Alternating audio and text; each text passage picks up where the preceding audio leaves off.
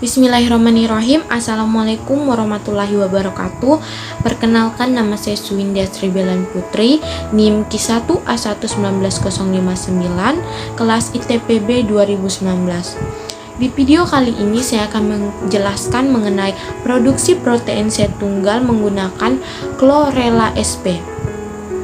Mata kuliah aplikasi bioteknologi pangan. Protein sel tunggal adalah istilah umum untuk mikroorganisme uniseluler maupun multiseluler seperti bakteri, kamir, kapang, dan alga. Menurut Sri Kandi, protein sel tunggal adalah isolat protein atau semua komponen sel mikroorganisme yang mempunyai nilai nutrisi yang baik karena kandungan protein yang tinggi, lemak, vitamin, serta mengandung asam-asam amino esensial yang lengkap. Pemilihan jenis mikroalga untuk produksi protein sel tunggal didasarkan atas beberapa keuntungan, yaitu tidak membutuhkan lahan yang luas dan substrat pertumbuhannya sederhana. Selain itu, bila dibandingkan dengan sumber protein konvensional, maka produktivitasnya jauh lebih tinggi dan menguntungkan. Kandungan asam nukleat alga relatif rendah bila dibandingkan dengan mikroorganisme penghasil protein sel tunggal yang lain, hanya sekitar 5% asam nukleat. Ukuran sel alga relatif lebih besar dibandingkan bakteri, kapang, maupun yeast sehingga proses pemanenannya lebih mudah. Chlorella sp adalah genus mikroalga atau ganggang hijau bersel tunggal satu yang hidup di air tawar, laut, atau tempat basah.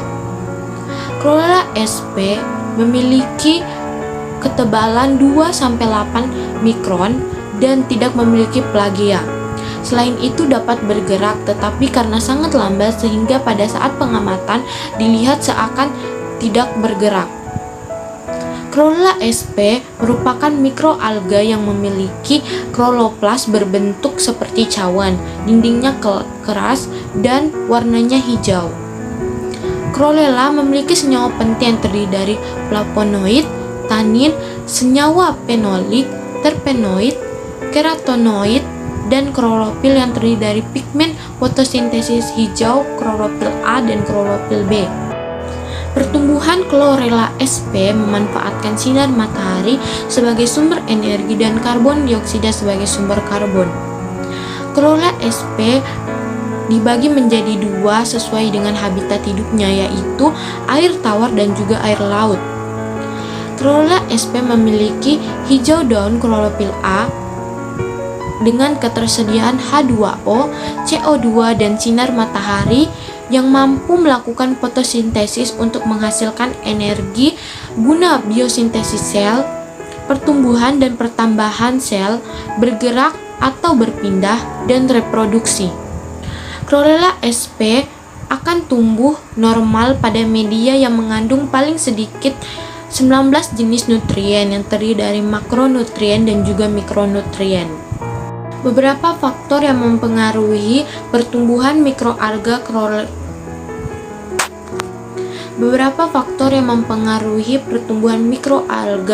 Chlorella sp yaitu 1. Derajat keasaman atau pH. Variasi pH dalam media mempengaruhi metabolisme dan pertumbuhan kultur mikroalga. Yang kedua yaitu salinitas. Beberapa mikroalga dapat tumbuh dalam kisaran salinitas yang tinggi, tetapi ada juga yang tumbuh pada kisaran salinitas yang rendah. Selanjutnya yaitu suhu. Perubahan suhu terhadap proses kimia, biologi, fisika, dan peningkatan suhu dapat menurunkan suatu kelarutan bahan yang dapat menyebabkan peningkatan kecepatan metabolisme dan respirasi mikroalga di perairan. Cahaya. Intensitas cahaya sangat menentukan pertumbuhan mikroalga. Karbon dioksida digunakan dalam kultur mikroalga dengan intensitas cahaya yang rendah. Kadar karbon dioksida ini mempengaruhi pertumbuhan mikroalga. nutrien. Mikroalga memperoleh nutriennya dari air laut yang sudah mengandung nutrien yang cukup lengkap. Namun, pertumbuhan mikroalga dalam kultur dapat mencapai optimum dengan mencampurkan air laut dengan nutrien yang tidak terkandung dalam air laut. Aerasi. Aerasi digunakan dalam proses pengadukan media kultur.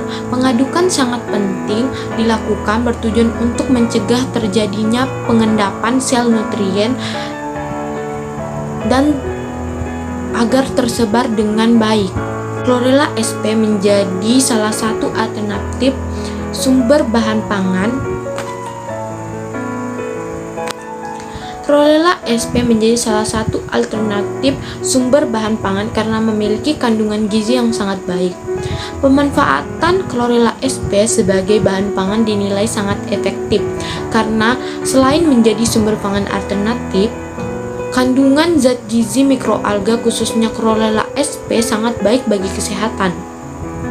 Mikroalga ini mengandung protein, lemak, karbohidrat, air, serat, makanan, vitamin, dan mineral. Mikroba ini mengandung pigmen klorofil, tokoferol, dan komponen aktif yaitu antimikroba dan antioksidan. Hal inilah menjadi dasar Chlorella sp untuk dimanfaatkan menjadi sumber bahan baku suplemen makanan kesehatan. Berikut ini adalah produksi protein sel tunggal dari Chlorella sp menjadi suplemen makanan, yaitu inokulasi bibit Chlorella sp, pemanenan, pengeringan, penggilingan, dan pengemasan.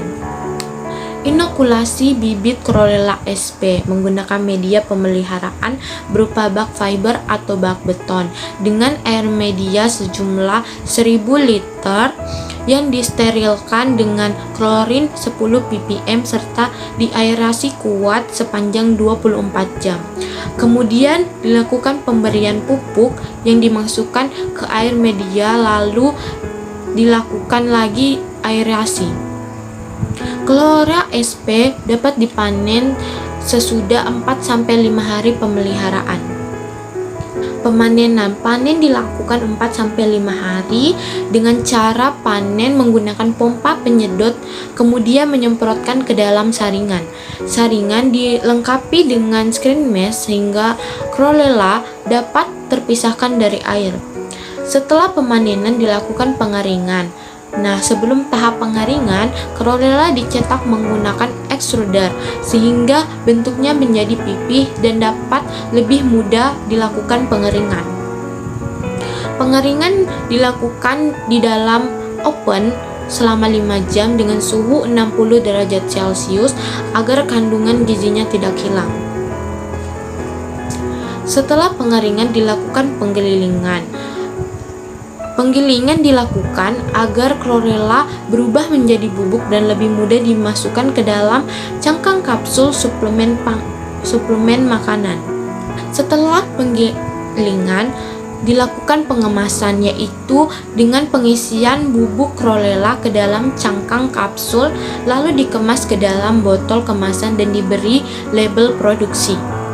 Berikut ini merupakan salah satu hasil penelitian pada laju pertumbuhan spesifik Chlorella sp berdasarkan perbedaan nutrien dan fotoperiodenya. Pada grafik 1, kita dapat lihat bahwa kepadatan Chlorella sp pada perlakuan tanpa nutrien tetap meningkat hingga hari ke-7.